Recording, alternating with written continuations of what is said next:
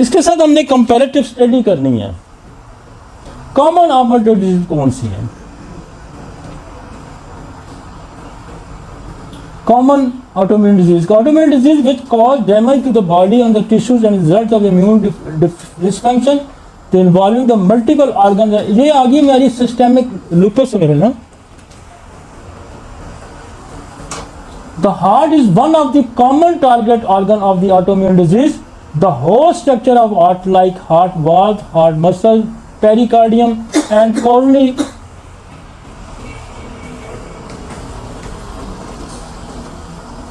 coronary arteries may involve the damage is often severe and irreversible when symptoms are apparent, even life threatening।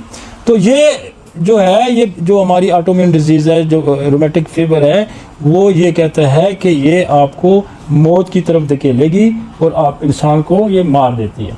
आगे चलेंगे।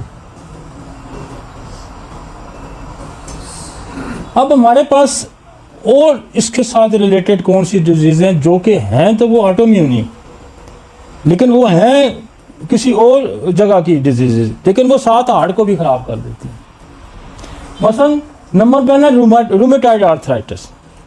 अब rheumatoid arthritis is वो कहता है this is autoimmune disease, ये भी involve कर देती है हार्ट को। बेसिकली रूमेटॉइड आर्थराइटिस में क्या होता है कि आपकी जो सिनोवियल मेम्ब्रेन होती है, जो जोड़ों के अंदर सिनोवियल मेम्ब्रेन है, ये जब एंटीबॉडी जो है ना, ये सिनोवियल मेम्ब्रेन पे अटैक करती है और सिनोवियल मेम्ब्रेन को अटैक करके जॉइंट को डिसफंक्शन कर देती है कि मेम्ब्रेन ने तो सेक्रेशन देनी है, सिनोवियल जो फ्लूइड है वो सिनोवियल मेम्ब्रेन नहीं देना है, और जब वो सिनोवियल मेम्ब्रेन ही अटैक हो जाएगा तो वो पूरा जोड़ ही उसको जो है ना, वो उसको जोड़ों का मैंने बड़ा डिटेल आपको बताया कि व्हाट इज आर्थराइटिस की बहुत सारी अकसाम है।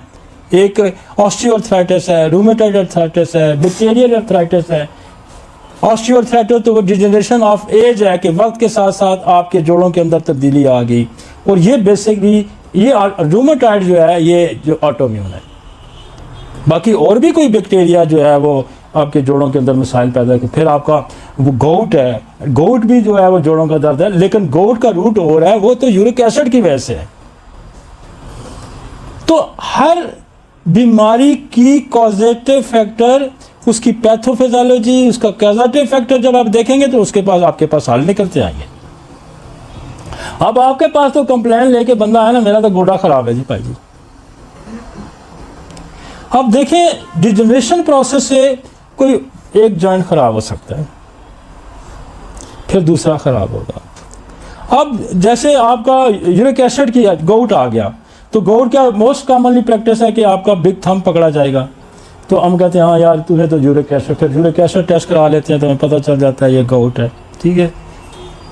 तो इस तरह जिस तरह आपकी बहुत सारी डिजीज़ का मैंने बड़ा डिटेल लेक्चर, अगर मैं उस पर चला जाऊंगा, लेकिन थोड़ा थोड़ा मैं इसलिए कि आपको पता चले, क्योंकि हमने रूमेटॉइड आर्थराइटिस बड़ा डिटेल से किया हुआ है, उसकी कंपैरेटिव स्टडी भी बड़ी डिटेल से की।